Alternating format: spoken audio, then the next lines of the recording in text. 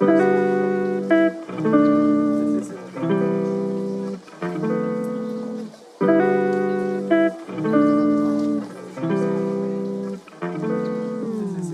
this is the Dean Abbott podcast. My guest tonight is the writer Tony Woodlief. Thanks for doing this. Thanks for having me on, Dean. As I was saying, I followed you online since the Paleolithic era, which in internet terms is, I think, around 2003. Yeah. I think back then, you and I were both doing some writing off and on for World magazine, and I think that's how I kind of found you. Yeah, and then we've been Twitter mutuals for probably a decade. Yeah, I think between Instapundit and Marvin Olasky, I don't know how many sort of internet babies were born who now still do it, in one form or another. Right. It's interesting to think back at those days because so many of the people who were getting started at World in the early 2000s have gone on to become, big names. Molly Hemingway, who's now a Fox News contributor, she was among our little group. Anthony Bradley, who's he's pretty well-known speaker around the country. Lots of people who've gone. I know World's changed about 100% since then. It was very publication back then. But, it has. Alyssa Wilkinson also came to mind. Harrison Scott Key does a whole comedy thing. Yeah. Right. There were all those people. People. But this is the first time we've actually ever spoken. I think it's right. Yeah. That's our fault. It's been, here we are. We just been talking for about 20 minutes before we started to record. And I think it's important to assure the audience that probably the most brilliant stuff we're going to say we've already said. Oh yeah, that was the crescendo happened before we began recording. Beginning. I mean, this will be brilliant too, but they just won't know what they're missing. Right. We like to start the show with the finale. That's exactly it. Everything downhill from there. In case you pull a hammy or something, you just get the finale out of the way. Right. So you have a new book coming out. Give us the status on that. It just, the release date was last Tuesday, October 29th. It's a novel. It's with Slant Books, which is a small press. Greg Wolf is the editor and publisher, and I've known Greg many, many years. He in many ways gave me my start with fiction writing years ago. My first, I would say, serious short story was with the journal he had founded. So it came out, a little over a week ago. It's called We Shall Not All Sleep, and it's set in Western North Carolina in the 70s. I won't go through the whole plot, but in many ways it's a coming-of-age story, but there's revenants and knife fights and floods and all kinds of action, because I figure the best way to get somebody to get to the end is to make each page turnable. So, not a lot of navel-gazing. What is your philosophy for constructing a piece of fiction like that? You've kind of touched on it. There's got to be some action. Yeah. Usually I can't, normally I'll begin a story, like every book. I've got a couple of unpublished novels and one I'm working on now, and each one began with a scene in my mind, and I don't know where they came from. Like for this novel, I just had this image of a boy riding with his daddy down a country road in a Jeep, and something terrible happens.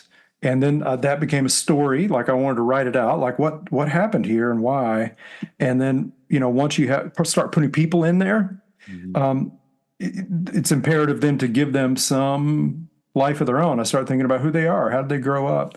And it's really, I guess what I'm saying, the philosophy, if you want to call it that, is the seeking of the knowledge of what is this story would be to learn who the characters are and try to get to where they're telling you, instead of you telling them. Because I think a lot of failed writing, which we see more of now in the kind of self-publishing era, what are they saying? Like we're publishing hundreds of thousands of books a year now on Amazon. And the biggest flaw, you see it like on Instagram poetry or whatever, there's no editor involved. And so you see people who are basically trying to narrate for you the movie in their head because they have some strong feelings about this movie in their head. and they want to tell you what it is. And so you end up with this kind of stage walking of characters across the page, and it's just for the reader, it's terrible, right? So I guess first learn the characters, what do they want, and then figure out how to artfully tell what's happening between them without having to explain every single movement and every single word, you know? I was talking once with Wendell Berry, and I asked him why did he write fiction at all? And he said to me something I've thought about over and over and over in the years since, as Wendell Berry might say to you, something that you would think about for years. And he said to me, the only thing I ever try to do in my fiction is to show how people act when they love each other. Yeah. Do you have a kind of guiding principle that is important to you in terms of what's going on when you're making a world? Man, that is so good. I'm thinking about Andy Catlett, you know, and those stories. And well, one thing I realized, like for my bad guys, because I'm usually going to have villains. I'm not the guy who can write the story where it's a dude out in the wilderness and his antagonist is nature. I'm not that guy. There are wonderful books like Hatchet, beautiful book, right? It's a boy in the woods trying to survive. I can't do it. So I need bad guys, and I realized they're just so much more interesting if they love something.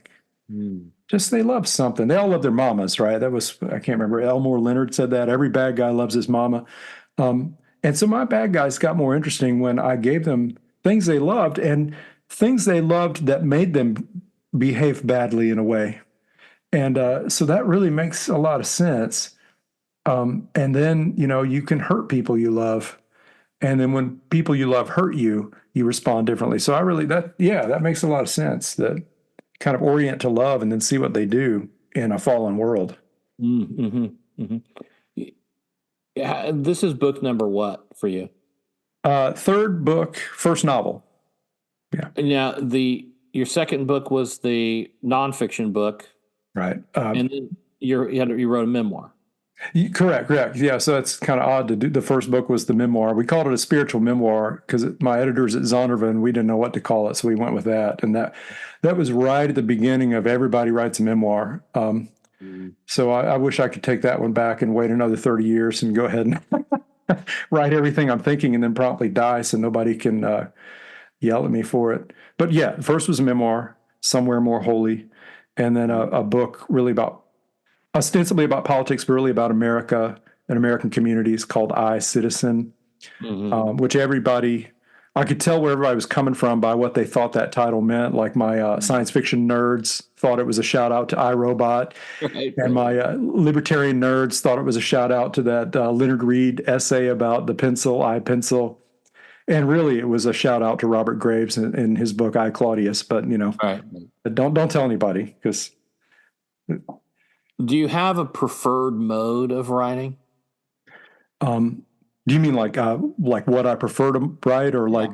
Do you have it prefer memoir style? Do you prefer fiction, nonfiction? I like when I write out longhand. We were talking about this beforehand. I saw that movie Patterson, which I want to recommend to everybody. Beautiful movie by, I can't pronounce his name, but you know it, Jim Jarmusch. Beautiful film with Adam Driver, and in it there's a bus driver who is a poet, and you see these scenes of him just writing longhand. So when I write longhand, it's often journaling of a sort. It's not like this happened to me and here's how I feel about it, but it could be a reflection or a vignette or a bit of fiction. But I'll do that first. And my preferred mode, where I put most of my energy, it's going to be fiction. But often with a lot of truth in it. Some people call that creative nonfiction. I just feel like for me, I can get at the things I want to get at if I don't have to worry about getting all the events right and having the timing right. And golly, Pete, if I was going to write nonfiction, I would still change all the names and the setting and the time period and call it fiction, just because the second you call it nonfiction, all anyone wants to talk about is how, well, no, I said the sentence that way, or no, that hadn't happened yet, or George Bush wasn't president when we had that lunch. Like, oh my goodness. So I prefer, even if I wanted to do nonfiction, I'd call it fiction just so I have the latitude to tell the story. You said that fiction allows you to get at the things you want to get at. What do you want to get at? Uh, yeah, man, I didn't know you were going to give me these hard questions right out of the chute. We don't have that much time. We got to get right to the hard question. Yeah, okay, yeah, dig right into it. Well, for me, there's a question of salvation. Like, what does that you take? Dietrich Bonhoeffer talked about cheap grace, and I was a Reformed Christian for a while, and I got into Bonhoeffer like a lot of folks, and so I've just tried to. That's very important to me because I'm trying to work it out myself. And like, how do people do it? And then where do you start? Like, if you start at the bottom of, if you don't have any grounding in morality, or you come out wounded out of childhood, like really wounded, not the kind of like, oh, my parents were strict and we had to go to church on Wednesdays. I just have no patience for that kind of thing, but truly traumatized or wounded. How does that work in God's calculus? Like, are you held to the same standard? You got the same marks, or how does all that work? So that's something like, so I'll create these characters to try to see how they work it out. And then there's fatherhood, parenting. That's another thing I'm trying to get at. And just how can we get along? And how could, maybe underneath all of it, if I had to wrap it all up, is I'm a sucker for a story where the worst kind of person ends up better, like a lot better. You're old, you might be old enough. You remember that TV series NYPD Blue? Mm-hmm. The cop show, yeah. Right. And the very first scene, there's this repugnant character named Andy Sipowicz, played by Dennis Franz. And gosh, you hate this guy. He's a drunk. He's lewd. He doesn't care for anyone in his life. And the whole arc of that series, and it wasn't great all the way through. Like, by the end, who's watching it? But a whole arc, the very last scene is him standing in the squad room, and he's now the captain, and he's a moral man who's been in the belly of the whale, and he came out good. And not everybody does, So I'm a sucker for that kind of story. So I think if I had to sum it up, I guess I'm just curious about salvation. How you said you're curious about how all this works in terms of people who come out of childhood very wounded, and how does that work in God's calculus? How does it work in God's calculus? I don't know. What I want to believe is like that when it's all said and done, that what you've done, because there's a great accounting, like you got to stand up there, and can you imagine, like, there's all the time in the world. So we've got all the time to go through everything you did, every sin of commission and omission committed in knowledge or in ignorance. And there's an accounting. And then how is that held up? Somebody who's given all the good start, the good foundation and the teaching and no real brokenness. How does that compare to the person who began at a level where depravity to them was normal? And how does all that get compared? Is there a different standard? Is there a different kind of judgment? What does it mean to make it? So I don't know, but I want to believe that God takes all that into account. He takes your wounds and where you started the race into account, because we don't all start in the same place. Mm-hmm. Mm-hmm. How do you bring that forth in a novel? I guess, well, there's a scene, I don't want to give too much. In this novel, there's a character who is clearly broken and beset by demons. And you can interpret that however you want. I don't have like demons showing up. Well, not necessarily. And not Peretti style. There's no Peretti. They're not all circling around having conversations and playing at their swords. He is beset because he's got a great power, and that comes with this great vulnerability. And I think I sum it all up in the eulogy that he receives late in the novel, where his pastor talks about this, because there's a lot of people that don't even want him to have a service in the church. And I guess what I have the preacher say is that, we're judged according to where we started and how far we got from there. Not did you get to this one line, but how far did you get given where you started? It seems to me that the implication of the gospel is that the guy who starts at depravity and gets anywhere may in fact be may enter the kingdom of heaven first. Mm-hmm. Yeah. Yeah. Seems like that's almost inherent in the gospel, that kind of calculus is at play. Yeah. Yeah. I think too that I don't know. You may be familiar with Flannery O'Connor's short story Revelation, which where the very moral Christian lady at the end is cursing God because she sees all the white trash going into heaven before her. Yeah. That's the kind of calculus that we're talking about, I think. Yes. Flannery loved to have some pious white lady at the end of the novel cursing God in some way, like Parker's Back, where she's literally striking the face of Christ with a broomstick. Right. But there's also Graham Greene, The Power and the Glory. This beautiful scene towards the end where this priest who has committed a lot of sins, but he hasn't left Mexico after the revolution, even though they're killing all the Catholics. Because he truly believes, even though he's damned, that the peasants cannot receive the body and blood except through him. So he ends up in this prison cell, and there's this pious lady who got thrown in there because they found a Bible in her possession. And she comes over to him and says, Father, don't talk to these other people. That one's a rapist. That one's a prostitute. That one's a thief. And so to try to help her have a measure of grace, he says, well, I'm a drunk, and I fathered a child, even though I'm a priest. And then she says, well, I hope they hang you first. And so in the priest's reflection, he says, anyone could be saved almost, the robber, the thief, the rapist, but is there any hope for the pious? Mm-hmm. So, I think where you start does count in some way. What is the process of writing a novel like for you? Well, so usually it'll begin as a story, and then I get interested in the characters and keep expanding it from there. You outline?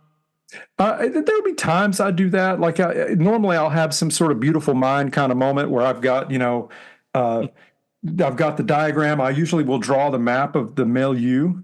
Like here's the river, here's where the grandmother lives, here's where the boy lives, et cetera, so I can just see it better. And also so I can get the references right.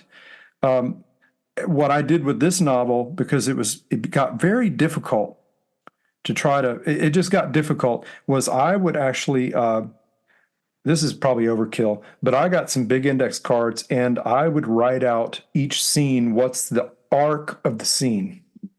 Like what is, the narrative arc? How do we begin? What's the rising tension and what's the climactic moment of the scene? And then the falling action. And then I had that stack of cards. And then I could kind of shuffle them around and put them out and see, well, what if I had this happen here and this happen here?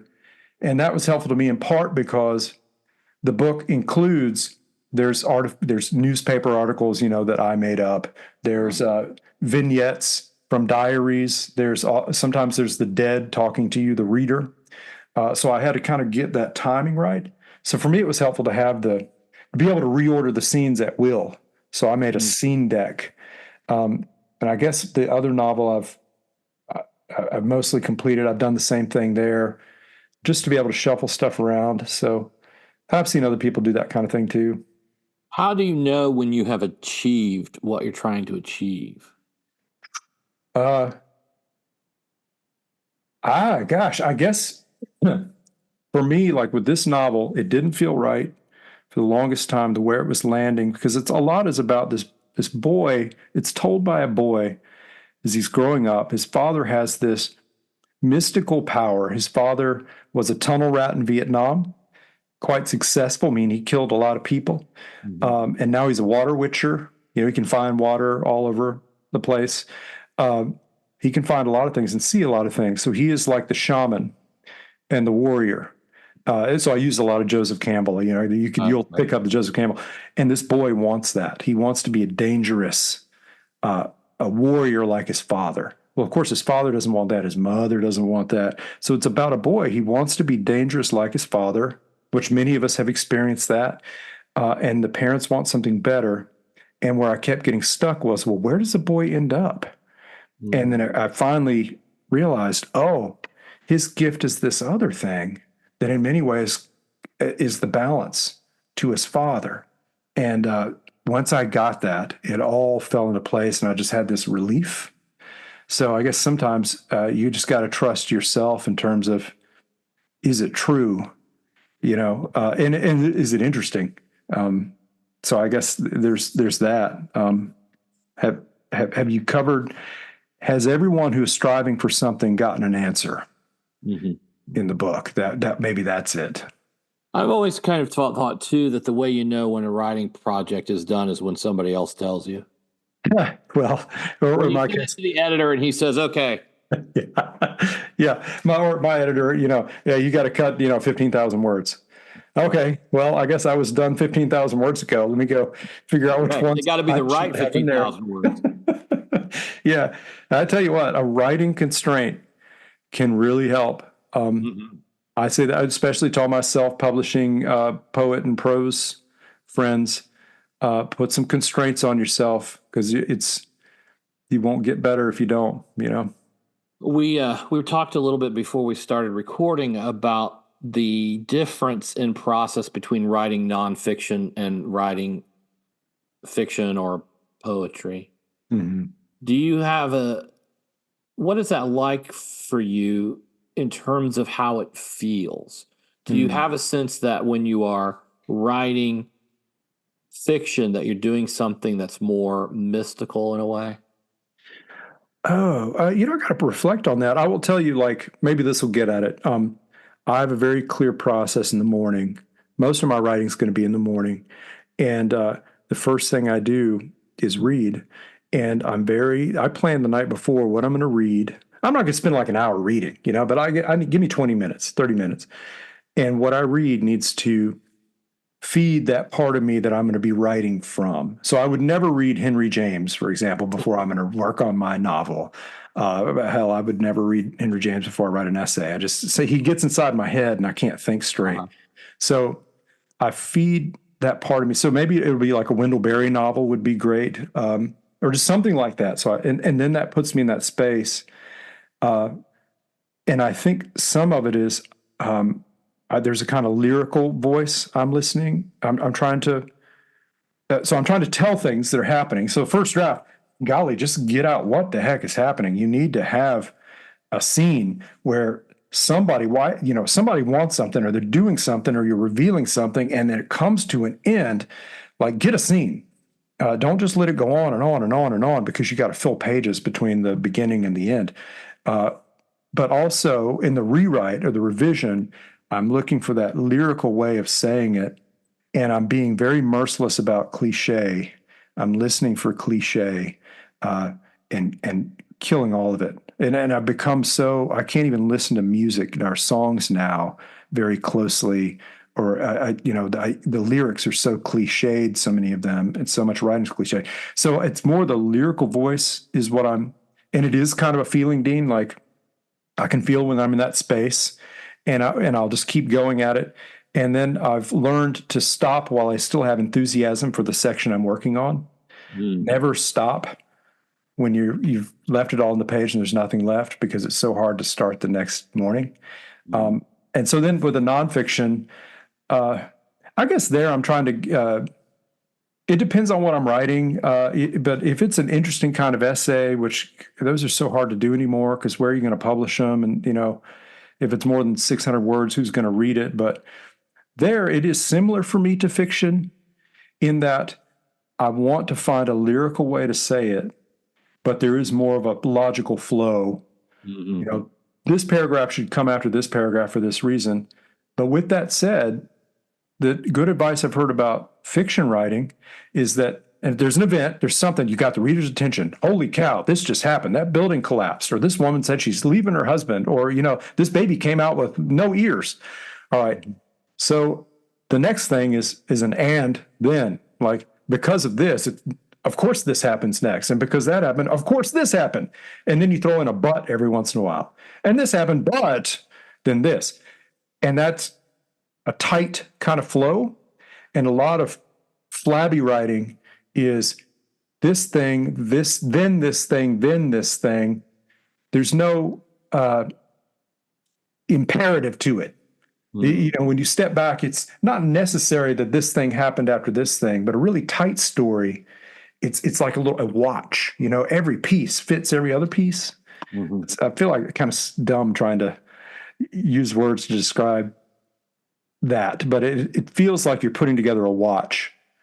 You know, whether it's fiction or nonfiction, to me. It's interesting. Someone the other day was asking me to talk about poetry. And at least in my conception, what really good poem is an attempt to use language to force the reader into an experience that is both a poem is not an essay in the sense that it's not there to teach you anything. Right. It's also not a novel in the sense that there's no enduring narrative.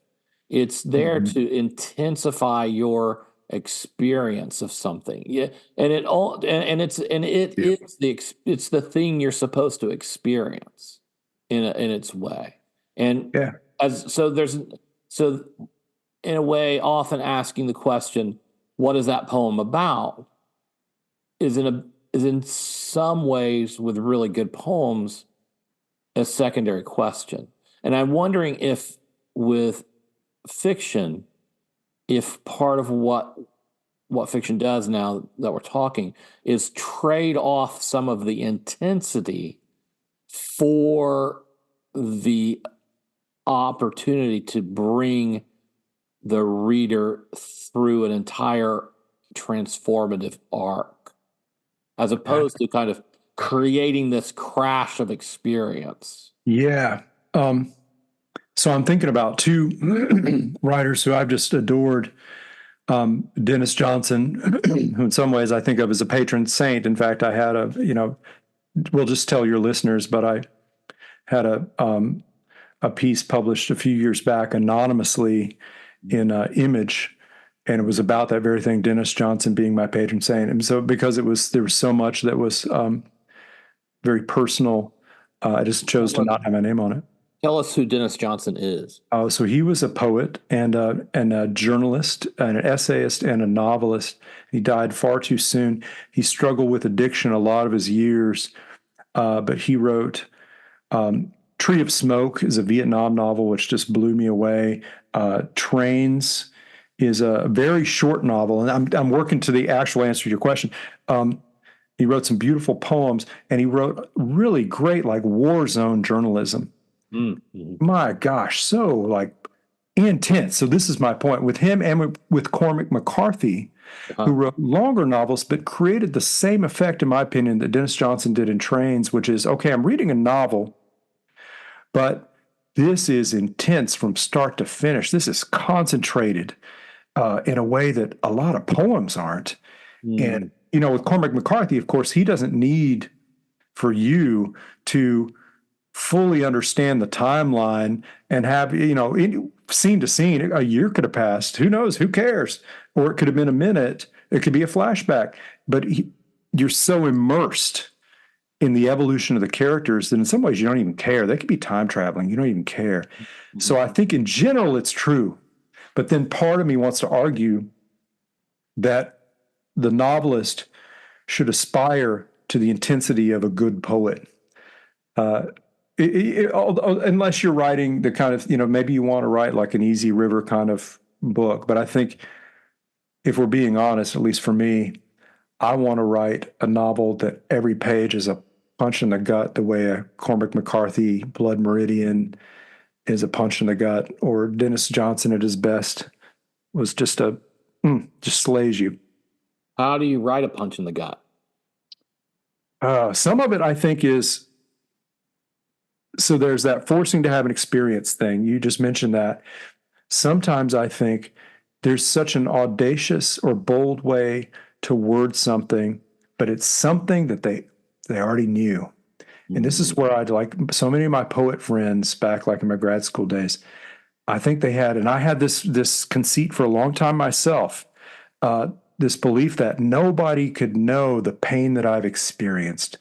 My pain, my lost love, it's so exquisitely different that now I need to find words to convince you, my audience, how different I am. And for me, I realized, oh no, it's exactly the opposite. Like, there is no feeling any of us will have that tens of thousands of people throughout history haven't had. We are not special in any way for what we feel. And most of our suffering will not compare with millions who are unnamed and in the dirt. So, what can we do?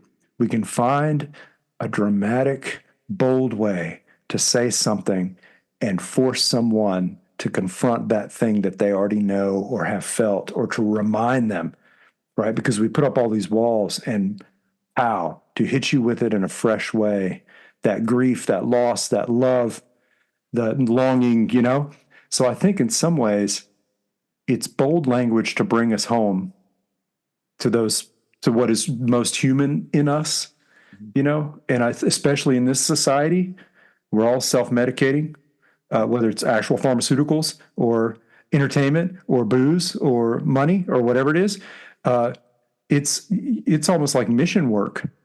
If you could find a way to get someone to admit, to be reminded truly, fiercely, how much he misses his mother who's gone, or how much he regrets ruining that love, that first love, whatever it is, you know what I mean? Just bam, to wake them up for just a second, like you might save their life or their soul. Do you think there's a unique obligation in some way for the Christian novelist or poet to do something special? I think we that's a great question. I think we should see it as a calling, in that Fred Buechner was one of my favorite writers in past few years ago. He said your vocation, so your calling, right, is that place where your deep gladness and the world's deep hunger meet. And so presumably, if you're a writer, when you're doing it, when you're at your best and you're in the zone, that really feeds you. Like, you have a deep gladness, at least when you're done, because it can be misery when you got a blank page, right? I know that. And then the deep hunger, well, especially in America, we don't lack, most of us, for much of anything that fundamental, except mercy, grace, faith, love, hope. And so I think then the Christian could think of the calling truly as soul saving. There's this beautiful book called The Ethics of Beauty that I completed earlier this year reading. And golly, it's like 800 pages. Oh gosh, who wrote that? Timothy Patitsas, who is an Eastern Orthodox theologian, blew my mind. And I started reading it because I have people in my family, people in my parish, I'm close to, who are traumatized military veterans. And I started reading this book because one of my good friends is reading it, who's been through the stuff, combat trauma. And the early part of the book, the author is recounting this research that's coming out of the Veterans Administration, that for the deeply traumatized, talk therapy actually increases the likelihood of self-harm. And oh my gosh. And then if you know any veterans, you know what they're going through with the VA. The VA has nothing for them other than horse tranquilizers. Right. And, they'll tell you on the side, get some pot if you can, or try psilocybin if you can get a hold of it. They've got nothing in the arsenal, and their talk therapy is not working. And these guys and gals are killing themselves every day. So the premise of the book is that the three transcendentals, truth, goodness, and beauty. In the West, we diminished beauty, and we became fixated on a kind of rationalistic, dogma and systematic theology and all this sort of stuff. And so what he's asserting is that we have to re-elevate beauty, and that is how you can help the traumatized, because they've been in hell. And talk therapy, right? There's no resolution. There's no conclusion about what happened. If you killed people or saw people killed or had a part of your body blown off or you were raped or whatever it is, There's no talking through it that's going to resolve that. All you're doing is going back into hell to remember it and talk about it with this guy who, is sitting across the desk. So instead, you reorient to beauty, because what happened with the trauma is that you had an epiphany of evil, an antichrist epiphany, and beauty, whether it would be the divine liturgy of the church or maybe poetry or nature, something that emanates from God, is an effort to put in front of you an actual theophany instead of the false theophany of an antichrist. So then, I'm coming around my elbow to get to my thumb on your question. I think for the Christian writer, given that we live in a traumatized world, in many ways, where beauty has been intentionally destroyed or diminished, if we can just do something that redirects people to beauty, then we may be saving their lives. But it can't be cheap beauty. That's where I think, like John Gardner, the writer, wrote some beautiful like books about writing, like On Moral Fiction is one of his. And he says every generation has to find new ways to strip the fat off reality. And he was defending things like punk rock and avant-garde, and he was saying it may not be artful, but all they're doing is responding to the fact that the marketers and politicians and bad preachers and con artists and all the rest of them have seized hold of all the language and are perverting it. And so you got to find a totally different way to say it because they've cheapened it, which is why we wage war on cliches, So, sorry, that's a long-winded answer, but I think that's what we're trying to do is confront people with the beauty that maybe they forgot and remind them their connection to it. And if you do that boldly enough, you catch them off guard. That's what I love about a good poetry is it's, man, I didn't see that coming, and man, you got me. I'm floored. It's interesting. I have noted, again, from Twitter for especially, all of a sudden, it seems to me there is a greatly renewed interest in poetry among people who might be considered right of center in some way. A segment of the population who previously might have blown that off, right?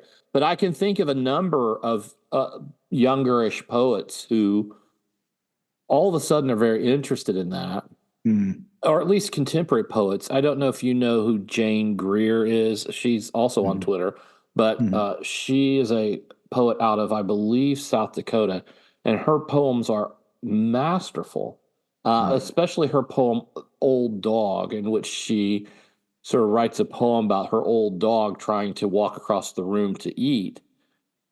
But it's one of those things like you're talking about. Here is this image of this dog. Look at it. And you sort of force the reader to engage in something that has a kind of beauty to it and a meaning that might not otherwise be noticeable if it weren't presented literarily. Yeah. And how many people we've have beloved pets who get old and die, and it's very painful, and we move on from it. And I think, especially in a society where you have like our funerals, too many of them now are celebrations of life and all this other kind of nonsense. Like, we don't grieve. Like, we should grieve long and well. And so sometimes maybe you got to get somebody back in that place of grief.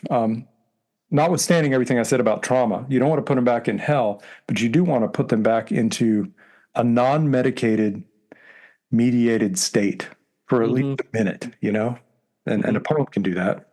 It strikes me when you say that about grief. Longfellow lost his wife early on, and his grief over her loss comes out in his poems for the rest of his life, even though we think of him as sort of sing-songing and cheerful, but there are many poems where he's clearly very sad. Yeah, I think good comedians are like that too. There's a sadness or a sorrow, which is why so many of them, I think, make very good actors when they make that transition over.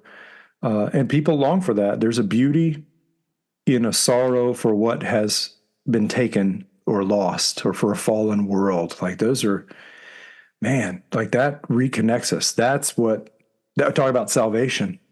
Like you got to have some kind of sorrow because you're going to die, right? And we need to be reminded of it before we get there. That's the worst thing in the world, is to be surprised by it, you know? Yes, I think it's the Orthodox who say, if you die before you die, when you die, you won't die. Yeah. It's Saint Silouan. This is maybe too grim, but he said, keep your mind in hell, but despair not. And I try to remember that. That's one to ponder. I know that there's some ascetics, they'll sleep in their coffins, you know, just to be, or at least have the coffin there with them in their little chamber. Right. I don't think that's for me, but no, I'm not there yet. The point. What are you working on now that this novel is behind you? Well, a lot of what I'm working on is all the marketing. Gosh, I'm so bad at that. But so that's a whole other thing, is like you've got, as Truman Capote said, a boy has to peddle his book. But I'm writing a novel right now, which is set in the 80s and early 90s. And it's about, and I swear I began this before the whole Russia-Ukraine thing. Just like when you read We Shall Not All Sleep, there's going to be catastrophic flooding in the western North Carolina mountains in the book. And I wrote the book before all those horrors happened. So now I'm kind of afraid about what I write, what is going to come true.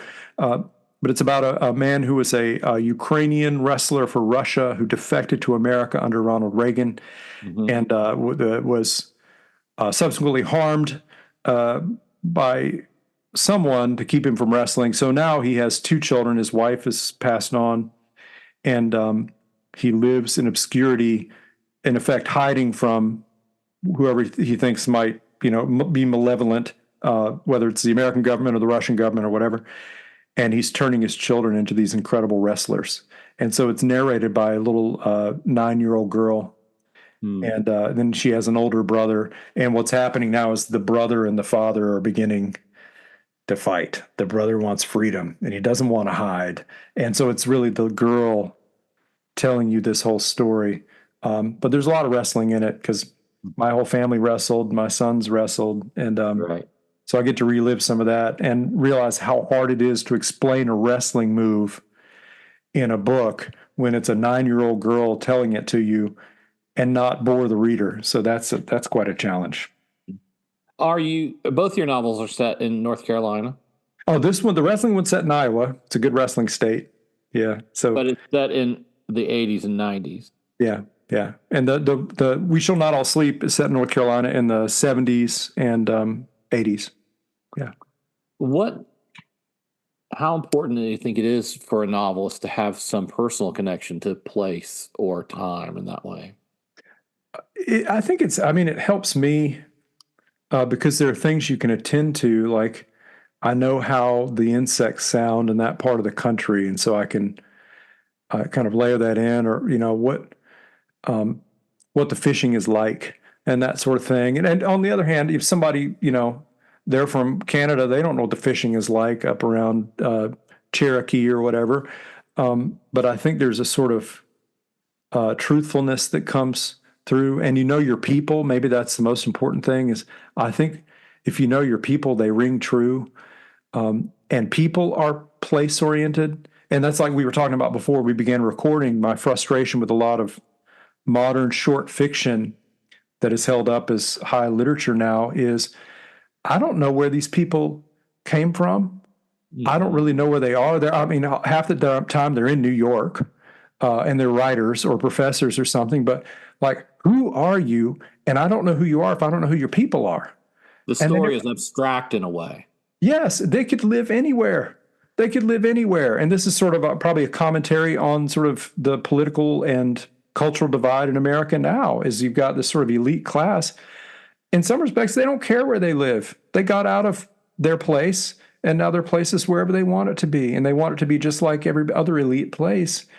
So I feel like there's just not a truthfulness if I don't know who the people are, that the characters came from. Even if I don't tell you their backstory, I know who their mother and father were and where they came from and what people eat in that part of the country. Like you gotta know that, I think. All right, so that's next. When do you anticipate being finished with that one?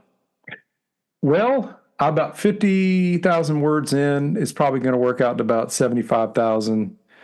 So give me midway into next year, and then I'll see if my publisher's interested. See how the sales of this book are. All right. Well, where can people buy it? We Shall Not All Sleep. Like I'm telling everybody, you can buy it online anywhere that you can find Stephen King's books.